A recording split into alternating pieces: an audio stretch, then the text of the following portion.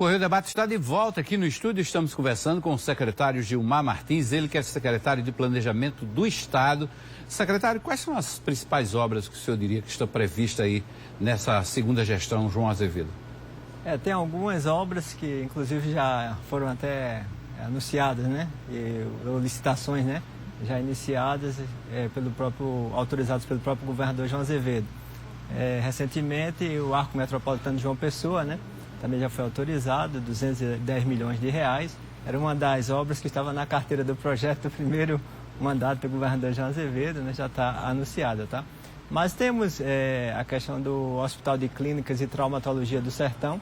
É uma outra obra que também já temos recurso alocado no orçamento e estamos buscando também de recursos, né, federal, através de emendas ou recursos do Orçamento Geral da União, para possibilitar a execução da obra, tá? Vamos continuar com o programa de estradas ainda, né, fortalecendo. E uma questão importante, Hermes, que nós estamos naquela fase agora, se você me permite, de olhar o plano de governo que o governador João Azevedo apresentou para a sociedade, né? Porque essa foi a carta, compromisso que ele assumiu com a sociedade paraibana. Né? E nela consta 3 eixos que nós poderíamos dizer, em 3 palavras básicas. O primeiro eixo diz respeito à governança. A gente, quando fala governança, está falando na questão da responsabilidade, né? Manter a responsabilidade fiscal, a gestão fiscal equilibrada.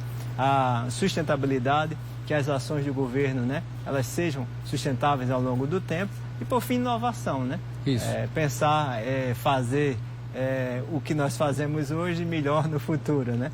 E sempre naquela máxima de consumir menos recursos públicos, né? E ser mais eficiente no atendimento da população. Inovação tem a ver também com aprimoramento da máquina pública, né? Da gestão pública em si.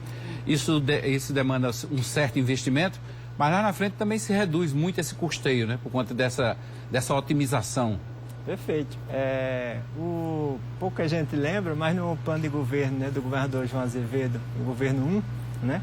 Ele tinha o propósito na época da redigido lá como sendo implantar um governo eletrônico, né, na Paraíba. Modernizou-se e passou a se chamar de governo digital, né? Tá. Mas a implantação do governo digital, ela traz desafios para a administração pública, mas também traz benefícios, né? Eu sempre, quando alguém tem dúvida se vale a pena investir em transformação digital, né, na busca da eficiência do serviço e redução de custos, eu sempre faço uma reflexão. Imagine por que as instituições financeiras investiram tanto em transformação digital, né? Sim, com certeza. Então, não foi só para o cliente não ir mais à agência, né? O cliente hoje anda com a agência dentro da mão, na palma da mão, né? Exatamente. Então, eu lembro que em 2019, sobre essa temática, eu fui convidado para proferir uma palestra na reunião no Banco Mundial, coincidentemente, onde se discutia se as instituições financeiras iriam financiar ou não um projeto de transformação digital dos estados. E eu entendia que tinha tudo a ver, eficiência, né? Eles financiam um projeto para melhorar a eficiência da administração pública, né? E a pandemia, quando chegou, realmente, hoje em dia, tanto o BID como o Banco Mundial tem linhas de financiamento. Deram uma acelerada, né, em todos esses processos, né? As etapas foram, vamos dizer assim, antecipadas, né? Antecipadas. E nós tivemos até uma questão que eu falo muito, como nós começamos o processo de implantação do governo digital, né? Na Paraíba, em 2019, nós não sabíamos que iríamos enfrentar uma pandemia. Aí, de certa forma, isso foi que resultou, não sei se ele se recorda, em 2021, quando saiu o primeiro ranking, né, dos estados que ofertavam serviços digitais, a Paraíba ficou em primeiro local, né? Na época, nós já ofertávamos 100 serviços digitais. Hoje já temos mais de 300 serviços digitais. Mais de 300 serviços digitais sendo ofertados à sociedade, né? Aí quando você fala em inovação e desafio, o que é que vocês pensam para o futuro, né? Não é demais, não é distante se pensar em também inserir no contexto da administração pública a inteligência artificial. Sim. Ela está aí, né? Já convivemos com ela, né? Então tem espaço, né? Nós temos base de dados, nós temos indicadores, mas nós fazemos as análises ainda dependendo muito do olhar humano, né? Verdade. Então acho que a inteligência artificial pode ser aplicada no planejamento, na administração, na educação, na saúde, né? Entregar análises, relatórios, né? Não que a inteligência artificial vá definir, né, a tomada de decisão, mas ela ajuda dá mais muito, rapidez, né? Com certeza. Dá mais rapidez, Então, mais agilidade a todos esses processos da gestão. Analisado essa possibilidade com muito carinho. Agora, secretário, o senhor disse que nós chegamos aqui no ponto de estar olhando ainda essa carta de compromisso que o governador apresentou para traçar todo o planejamento dentro dessa carta, mas tem outra vertente nessa situação. Nós temos um novo governo federal, uma nova relação se estabelece entre governos estaduais e governo federal, porque são gestões completamente diferentes, né? Entre governo do estado, a relação entre governo do estado e governo federal. A Paraíba também tem se adequado a essa nova realidade? Por incrível que pareça, Hermes, o governador João Azevedo nunca entendia que o aspecto do não alinhamento com o governo central de outrora pudesse ser entendido como um empecilho no desenvolvimento das ações da Paraíba. Ele sempre pautava ele costuma dizer, o relacionamento republicano, né? Tá? Certo. Então, assim, quando nós concebemos o projeto de lei orçamentária para esse ano, 2023, você sabe, foi concebido o ano anterior, né? Não se tinha definição ainda não sabia quem era o próximo presidente. República, nem o governador do estado, mas fizemos com responsabilidade técnica e lá constam ações que nós já pretendíamos executá-las com parceria com o governo federal. Tá? Certo. Mas eu entendo perfeitamente isso que o senhor está dizendo, porque realmente o princípio da anterioridade, né, que foi aplicado aí, mas é claro que a gestão fiscal, a política econômica desse governo tem um perfil diferente do governo anterior, né? Então, isso também, de certa forma, faz com que o orçamento do Estado, o planejamento, se adeque a essa nova realidade, não? Perfeito. Nós temos que registrar, por exemplo, eu citei que nós contratamos nos 4 últimos anos 4 operações de crédito com organismos internacionais. Sim. Tá? E conseguimos assinar uma com a Instituição Financeira Nacional, que foi o BNDES, mas não tivemos acesso ao recurso financeiro. O banco alegou que não tinha mais fundo, vocês não tinham mais como... E aí assinou, mas ficou de liberar recurso agora em 2023, né?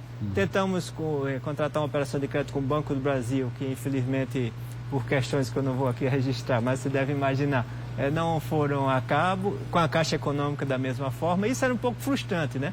Porque quem atesta a situação fiscal do Estado de início é a própria Secretaria do Tesouro Nacional, vinculada ao governo federal, né? Então, um governo que atestava que o Estado da Paraíba tem uma situação fiscal, uma excelente gestão fiscal, mas que no momento de liberar uma operação de crédito para o próprio Estado, aí tinha lá umas restrições, tá? Mas eu acho que isso aí é uma coisa que vai ficar no passado. Nesse aspecto, concordo contigo. Eu acho que esses pleitos tendem a ter não vou nem dizer celeridade maior, mas ter um rito que deve ter, né? O Estado que fez o dever de casa, que está com as suas finanças públicas, né, em dia, ele deve ter a concessão, a possibilidade de acessar a crédito, né, sem maiores dificuldades. Agora o governo federal está discutindo aí a reforma tributária, está no radar do governo federal, mas tem também a questão de juros, né? Isso também tem impacto no planejamento do Estado, essa questão de juros altos? Tem. Porque os juros têm uma questão da inflação, né? O componente inflacionário. Termina influenciando um pouco nas projeções de receita, porque nós temos a expectativa de crescimento da receita em função do desempenho da economia, mas em função da inflação também, se ela vai ser maior ou menor, isso também influencia nas projeções de receita. Na formalização de contrato também influencia no seguinte do repasse das prestações desses contratos? Sim. Normalmente, quando a gente contrata a operação de crédito, né, externa, normalmente é vinculado ao dólar, que é a questão da variação cambial. Né? Mas se é um contrato, né, com a Instituição Financeira Nacional, sim, ela vai ser impactada pelo TJLP ou pela Selic, dependendo do indexador que seja utilizado. O senhor disse que o Estado está equilibrado financeiramente, do ponto de vista fiscal. Ainda tem margem para a contratação de novos empréstimos ou já chegou naquele limite prudencial? Não. Muito longe ainda. Muito longe? Muito longe. Então... porque só para você ter uma ideia, nós temos uma meta gerencial nossa, né, interna. A gente trabalha com um nível, a relação dívida consolidada e receita corrente líquida, ou seja, o estoque de dívida com a nossa receita corrente líquida. A gente trabalha essa meta em torno de 40%. Ela, nos 4 anos do primeiro mandato do governador João Azevedo, nós não chegamos a 40%, nenhuma vez. É 36%. Tá? Então, à medida que a receita corrente líquida vai crescendo, né, a atividade econômica do Estado vai crescendo, acho que você acompanhou também, fechamos o ano de 2022 com o maior crescimento do varejo, né? Sim. No país. Geração de emprego. O setor de serviços também está aquecido. Então, assim, a economia é como se fosse um organismo vivo. Você vai alimentando, dando condições, né, para que ela vá se desenvolvendo. Esse é o nosso olhar. Sempre está investindo, fazendo com que a cadeia, o ciclo econômico, né, ele se movimente, que a gente gere mais emprego, distribua mais renda, né? Tem vários segmentos que tem aí, estamos de olho, com bastante atenção. Acho que a gente vai conseguir dar uma movimentação boa, principalmente no segmento do turismo. Acho que a gente vai conseguir fazer um bom investimento aqui no Estado. Secretário Gilmar Martins, queria agradecer sua presença aqui no Goiás Debate, a entrevista. Boa sorte aí nesses próximos 4 anos, nessa sua missão. Obrigado, Hermes. Sempre uma satisfação estar aqui contigo. Ficamos à disposição. Obrigado mais uma vez.